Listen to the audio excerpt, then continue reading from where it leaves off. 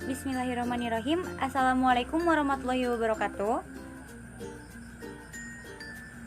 Sebelumnya, izin memperkenalkan diri terlebih dahulu. Nama saya Nulsi Islami Nurheman.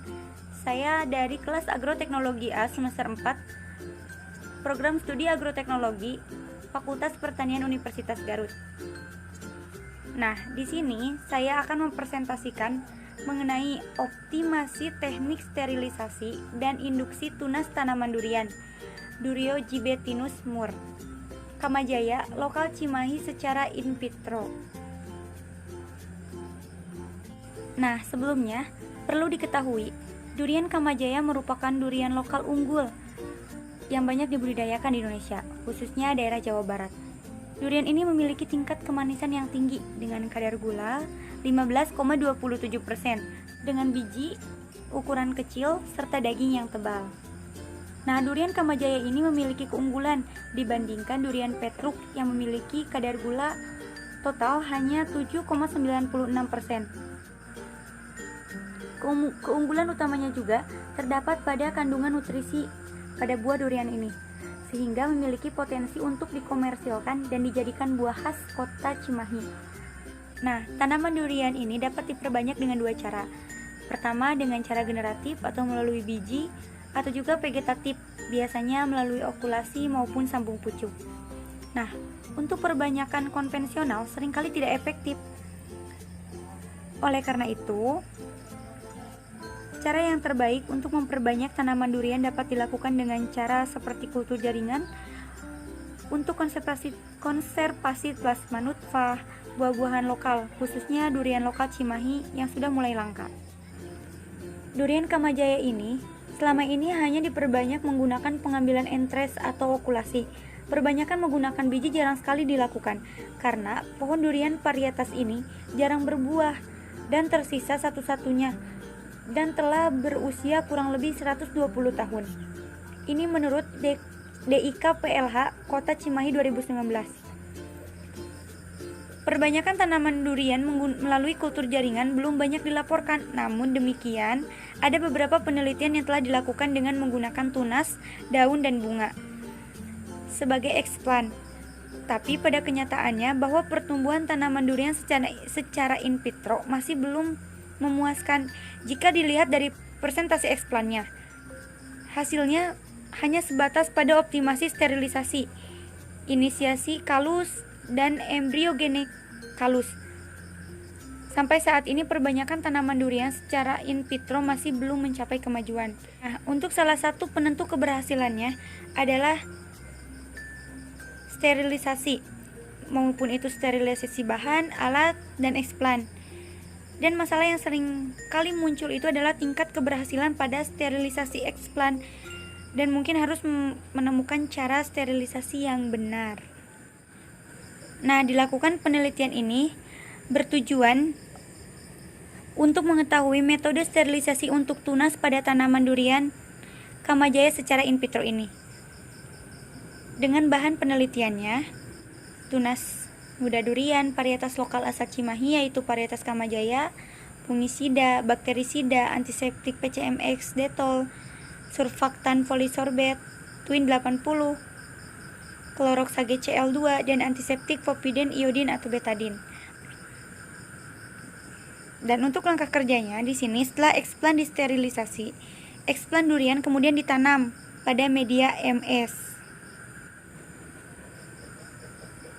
Penanaman dilakukan di ruangan lamiar air flow. Eksplan durian yang steril diambil dari tunas lalu dipotong kecil-kecil hingga 1 cm. Lalu ditanam dalam botol-botol steril yang berisi medium. Setelah itu, botol-botol ditutup dengan plastik atau aluminium foil dan diikat dengan karet gelang, lalu disimpan di rak-rak kultur dengan suhu rata-rata 20-27 derajat Celcius. Untuk kelembabannya, suhu rata-ratanya 80% dan rata-rata penyiraman 16 jam. Nah, untuk selama penyiraman diamati persentase eksplannya tersebut, persentase eksplan hidup, persentase eksplan terkontaminasi, dan waktu terkontaminasi setelah penanaman. Dan juga semua kegiatan dilakukan secara aseptik.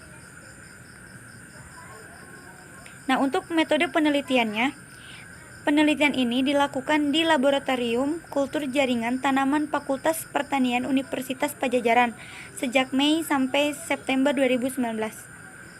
Penelitian ini menggunakan metode deskriptif eksplanatif untuk menggambarkan dan menjelaskan bagaimana kontaminasi tunas setelah diberi perlakuan sterilan.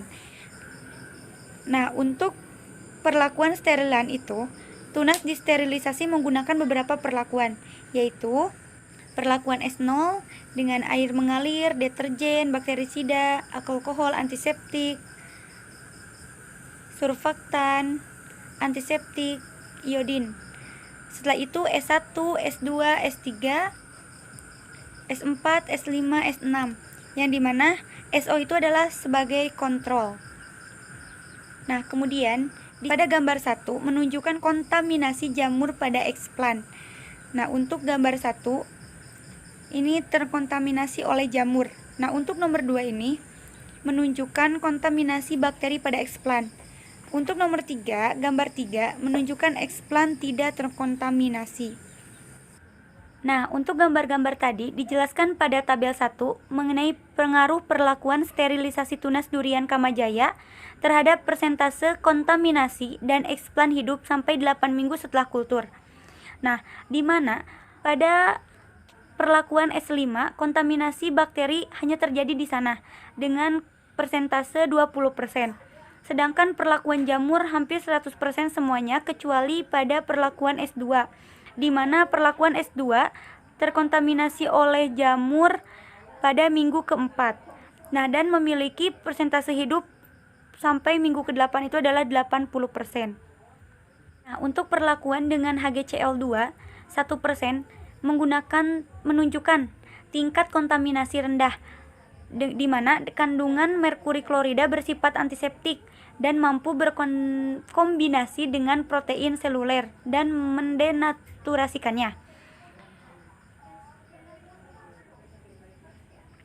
Kesimpulannya, sterilisasi tunas muda durian Kamajaya pada perlakuan S2 dengan menggunakan air mengalir, perendaman dalam deterjen selama 10 menit, perendaman dalam fungisida selama 10 menit, perendaman dalam Krolox 20%, plus surfaktan polisorbate 3 tetes per liter selama 20 menit, perendaman dalam Clorox 10% selama 10 menit, serta perendaman dalam HgCl2 0,1% selama 1 menit, memiliki persentase kontaminasi terendah yaitu 20% dan persentase hidup tertinggi yaitu 80%. Nah, untuk selanjutnya ada informasi cara pendaftaran tanaman agar bisa diakui sebagai sumber daya genetik asli di Indonesia. Berkenaan dengan Peraturan Menteri Pertanian Nomor 38 atau Permentan 140-7-2011 tentang pendaftaran varietas tanaman yang berasal dari sumber genetik lokal, kiranya dapat diusulkan untuk didaftarkan oleh pemerintah daerah, bupati atau wali kota. Nah, untuk prinsip pendaftaran varietas yaitu varietas lokal yang tersebar di seluruh wilayah Indonesia merupakan sumber daya genetik sebagai materi perakitan untuk mendapatkan varietas yang berkualitas.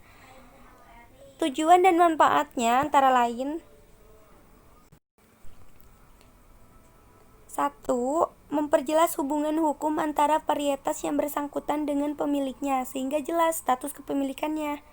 Yang kedua, memberikan manfaat ekonomi terhadap pemilik varietas lokal masyarakat setempat apabila varietas lokal sudah diberi nama dan didaftarkan oleh pusat TPP dan digunakan sebagai tetua atau varietas asal untuk menghasilkan varietas baru atau varietas turunan esensial, serta mendapatkan hak perlindungan varietas tanaman. Peraturan Pemerintah 13 tahun 2004. Nah, untuk pasal 10 ayat 1 di sini berbunyi untuk memperoleh izin eksplorasi sebagaimana dimaksud dalam pasal 6 ayat 1. Perorangan atau badan hukum wajib mengajukan permohonan secara tertulis kepada Badan Penelitian dan Pengembangan Pertanian melalui TPP sesuai formulir model 1. Jadi untuk memperoleh izin harus mengajukan permohonan secara tertulis kepada Badan Penelitian Pengembangan Pertanian. Nah, untuk selanjutnya, pasal 10 ayat 2. Di sini permohonan sebagaimana dimaksud pada ayat 1 harus melengkapi keterangan 1. Nama dan alamat lengkap pemohon, status pemohon, akta pendiri dan perubahnya, nomor pokok wajib pajak, tujuan keperluan eksploitasi sumber daya genetik, ruang lingkup kegiatan, jenis dan jumlah sumber daya genetik yang dicari, lokasi eksplorasi, fasilitas yang dimiliki, metode eksplorasi, jangka waktu eksplorasi yang akan dilakukan, dan padia dan kesepakatan bersama mutually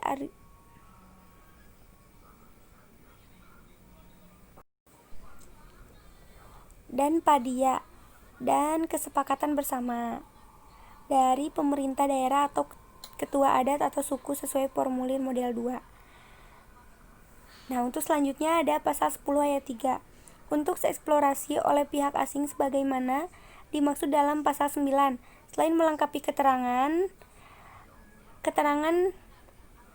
harus dilengkapi dengan keterangan instansi pemerintah, badan hukum, atau perorangan warga negara asing yang menjadi mitra kerja pemohon dan naskah kerjasama mengenai eksplorasi antara pemohon dengan mitranya.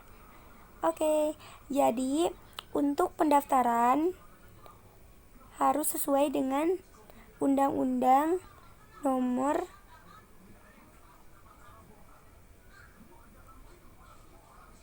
38 Permentan. Nah, di sini tata caranya sudah dijelaskan mengenai varietas lokalnya, tujuannya, ada juga keterangan syarat-syarat yang harus dilengkapi. Oke, terima kasih. Mohon maaf apabila ada kesalahan. Sekian, terima kasih. Wassalamualaikum warahmatullahi wabarakatuh.